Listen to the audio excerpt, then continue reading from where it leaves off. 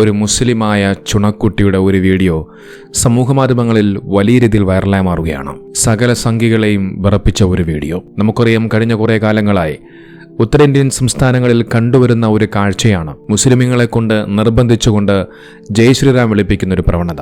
അത്തരത്തിലുള്ള നിരവധി വീഡിയോസുകൾ നമുക്ക് സമൂഹമാധ്യമങ്ങളിലൂടെ കാണുവാൻ സാധിക്കും. നിർബന്ധിച്ചുകൊണ്ട് മറ്റുള്ളവരെ ജയ് ശ്രീറാം വിളിപ്പിക്കുക, വിളിച്ചില്ലെങ്കിൽ അവരെ തല്ലുക, അവരെ കൊലപ്പെടുത്തുക, അവരുടെ ജീവിതം നശിപ്പിക്കുക, അവരുടെ കച്ചവടത്തിനുള്ള മാർഗങ്ങളെല്ലാം തടസ്സപ്പെടുത്തുക. അത്തരം പ്രവർത്തനങ്ങളാണ് ഉത്തരേന്ത്യൻ സംസ്ഥാനങ്ങളിലെ സംഘികൾ ചെയ്തുകൊണ്ടിരിക്കുന്നത്. അത്തരത്തിൽ മുസ്ലിമായ ഒരു കുട്ടിയോട് ജയ് ശ്രീറാം വിളിക്കാൻ പറഞ്ഞപ്പോൾ ആ കുട്ടി തിരിച്ചു ചെയ്ത പ്രവർത്തനം എന്താണെന്ന് കാണണ്ടേ? കണ്ടു നോക്കൂ.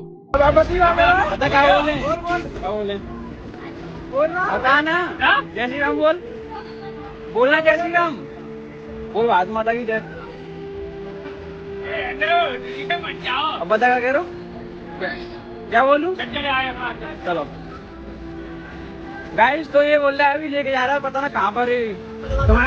हम क्या बोले? एक मिनट रुको। हम बोले जय श्री राम, आप कहते हैं अल्लाह को बोलो। हम बोल रहे थे जय श्री राम, हम इससे नहीं बोले, ये बोल रहा था।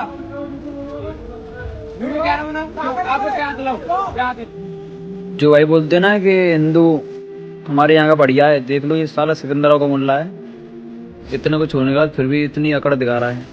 तो जाग जाओ, तुम्हारे पास अब भी मौका है, बटोगे तो कटोगे, एक बात ध्यान रखना. നടന്നു പോകുന്ന ആ ഒരു കുട്ടിയോട് കുറേ സംഘികൾ ഇങ്ങനെ ജയ് ശ്രീറാം വിളിക്കാൻ വേണ്ടി ആവശ്യപ്പെടുന്നുണ്ട്, അവന് നിർബന്ധിക്കുന്നുണ്ട്. പക്ഷെ അത് വിളിക്കാൻ അവൻ തയ്യാറല്ല. തന്റെ മുന്നിൽ കുരയ്ക്കുന്ന സംഘികളുടെ ആക്രോശങ്ങൾ കേട്ടുകൊണ്ട് അവന് ഒരു തെല്ല് ഭയം പോലുമില്ല.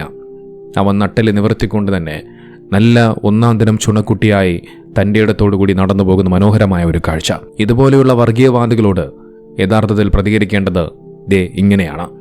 ഇങ്ങനെയാകണം പ്രതികരണം. ഇതുപോലെ ഒറ്റക്കെട്ടായി പ്രതികരിച്ചു കഴിഞ്ഞാൽ തീരാവുന്നതേയുള്ളൂ ഈ സംഘികളുടെ ഈ ജയ് ശ്രീറാം വിളിപ്പിക്കലും ഇത്തരം വർഗീയതയുമെല്ലാം. നിങ്ങൾ നോക്കൂ, ഇത്തരത്തിൽ മറ്റുള്ള മുസ്ലിം സഹോദരങ്ങളെ കൊണ്ട് ജയ് ശ്രീറാം വിളിപ്പിക്കുന്ന ഈ വർഗീയവാദികളായ സംഘികൾ, അവന്മാർ യഥാർത്ഥത്തിൽ ഈ ഹൈന്ദവ പുരാണങ്ങൾ കൃത്യമായി പഠിച്ചിട്ടില്ല, മനസ്സിലാക്കിയിട്ടില്ല എന്നുള്ളത് നമ്മളെല്ലാവരും മനസ്സിലാക്കേണ്ടതുണ്ട്. ആ ഹൈന്ദവ ഗ്രന്ഥങ്ങളിൽ പഠിപ്പിക്കുന്ന മഹത്തായ മാനവികത ഈ സംഘികൾ മനസ്സിലാക്കിയിരുന്നുവെങ്കിൽ ഇത്തരം പ്രവർത്തനങ്ങളുമായി മറ്റുള്ളവരെ കൊണ്ട് ജയ് ശ്രീറാം വിളിപ്പിക്കുന്ന ഈ ഒരു പരിപാടിയുമായി ഇത്തരം ആളുകൾ രംഗത്ത് വരുമായിരുന്നില്ല.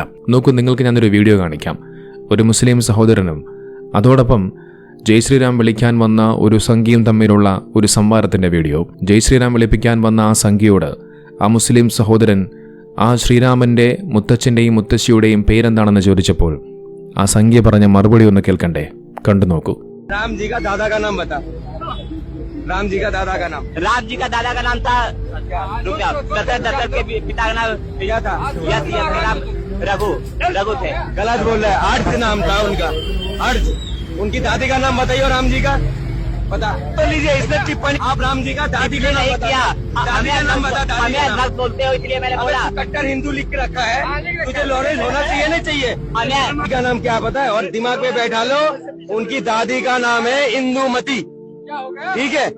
ये जो है पता है क्या है? नफरत फैलाने वाले लोग और धर्म के नाम तो लिख लेता है, मगर धर्म की बात नहीं कर सकता. നോക്കൂ, നിരന്തരമായി കൊണ്ട് മുസ്ലിം സഹോദരങ്ങളെ ജയ് ശ്രീറാം വിളിപ്പിക്കാൻ വരുന്ന ഈ സംഘികൾക്ക് ആ ശ്രീരാമന്റെ മുത്തച്ഛൻ്റെയോ മുത്തശ്ശിയുടെയോ പേര് പോലും അറിയില്ല. ഇങ്ങനെയുള്ള വർഗീയവാദികളാണ് മറ്റുള്ളവരെ കൊണ്ട് നിർബന്ധിച്ച് ജയ് ശ്രീറാം വിളിപ്പിക്കാൻ വരുന്നത്. നോക്കിയതാണ് ഞാൻ തുടക്കത്തിൽ പറഞ്ഞതുപോലെ, ആ ഹൈന്ദവ പുരാണങ്ങളിൽ അവിടെ പറയുന്ന ആ മഹത്തായ മാനവികതയും മൂല്യവും ഒക്കെ മനസ്സിലാക്കിയിരുന്നുവെങ്കിൽ ഇത്തരം പ്രവർത്തനങ്ങൾ ഈ വർഗീയവാദികൾ ചെയ്യുമായിരുന്നില്ല. നോക്കൂ, കഴിഞ്ഞ ദിവസം അജ്മീറിലേക്ക് യാത്ര പുറപ്പെട്ട കുറച്ച് ഉസ്താദുമാർക്കും മുത്താലിമീങ്ങൾക്കും ചില അനുഭവങ്ങളുണ്ടായി. ഇതേ അനുഭവം തന്നെയായിരുന്നു അവിടെയും. അവരെ കൊണ്ട് നിർബന്ധിച്ച് ജയ് ശ്രീറാം വിളിപ്പിക്കാൻ ഒരു വർഗീയവാദി കടന്നു വന്നു. റഹീം എന്ന് പറയുന്ന സഹോദരൻ, അദ്ദേഹം സമൂഹമാധ്യമങ്ങളിലൂടെ തനിക്കുണ്ടായ അനുഭവം അദ്ദേഹം പങ്കുവെക്കുന്നുണ്ട്. ഉസ്താദുമാരും കുട്ടികളുമായി അജ്മീറിലേക്ക് യാത്ര പുറപ്പെട്ടു. അജ്മീറിലെ സിയാറത്തെല്ലാം കഴിഞ്ഞ് തിരിച്ച് താജ്മഹൽ കാണാൻ വേണ്ടി ആഗ്രയിലെ റെയിൽവേ സ്റ്റേഷനിൽ അവിടെ ഇരിക്കുന്ന സമയത്ത് ഒരു കാവി കെട്ടൊക്കെ അണിഞ്ഞ ഒരു സംഘി ഇവരെ ഇങ്ങനെ തുറച്ചു നോക്കുന്നുണ്ട്. പിന്നീട് കുറച്ചു കഴിഞ്ഞതിന് ശേഷം ഈ വർഗീയവാദിയായ സംഘി ഇവരുടെ അടുത്തേക്ക് വരികയും അവരോട് ചില കാര്യങ്ങൾ പറഞ്ഞുകൊണ്ട് അവരെ പ്രലോഭിപ്പിക്കുകയാണ്. ഈ കുട്ടികൾ എന്നെ തുറച്ചു നോക്കി അവരോട് മാപ്പ് പറയണമെന്നായിരുന്നു അവൻ്റെ ആവശ്യം. തങ്ങൾ അവനെ തുറച്ചു നോക്കിയിട്ടില്ല എന്ന് പറഞ്ഞിട്ടും അവനത് വിടാൻ തയ്യാറല്ല. അവസാനം സായികിട്ട് ആ കുട്ടികളിങ്ങനെ മാപ്പൊക്കെ പറയുന്നു. പക്ഷേ അത് കഴിഞ്ഞിട്ടും അവൻ വെറുതെ വിടാൻ തയ്യാറായില്ല. പിന്നീട് അവൻ്റെ ആവശ്യമെന്ന് പറയുന്നത് ജയ് ശ്രീറാം വിളിക്കണമെന്നായിരുന്നു. അപ്പോൾ ആ വർഗീയവാദിയായ സംഘിയുടെ പ്രധാനപ്പെട്ട ആവശ്യമെന്ന് പറയുന്നത് അവിടെ ഇരിക്കുന്ന ആ മുസ്ലിം സഹോദരങ്ങളെ കൊണ്ട് ജയ് ശ്രീറാം വിളിപ്പിക്കുക എന്നുള്ളതാണ്. അവിടെയുണ്ടായ ആ ഒരു സംഭവത്തിൻ്റെ ദൃശ്യം കൂടി അദ്ദേഹം സമൂഹമാധ്യമങ്ങളിൽ കുറിച്ചിട്ടുണ്ട്. ആ വീഡിയോ കൂടി ഞാൻ കാണിക്കാം.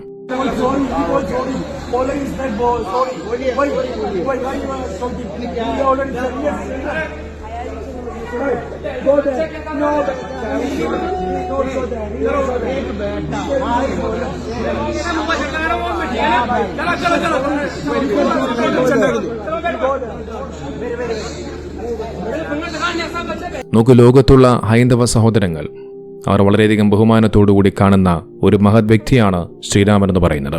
അത്തരത്തിൽ ആ ഹൈന്ദവ സഹോദരങ്ങൾ ആ ശ്രീരാമനെ മഹത്വത്തോടുകൂടി കാണുമ്പോൾ, എന്നാൽ ഇവിടെ മനസ്സിൽ വർഗീയത കൊണ്ട് മാത്രം ജീവിക്കുന്ന വർഗീയവാദികളായ സംഘികൾ ആ ശ്രീരാമൻ്റെ പേരും പറഞ്ഞുകൊണ്ട് ഇവിടെ വർഗീയ കലാപങ്ങളും കൊലപാതകങ്ങളും ആക്രമണങ്ങളും നടത്തിക്കൊണ്ടിരിക്കുന്നു.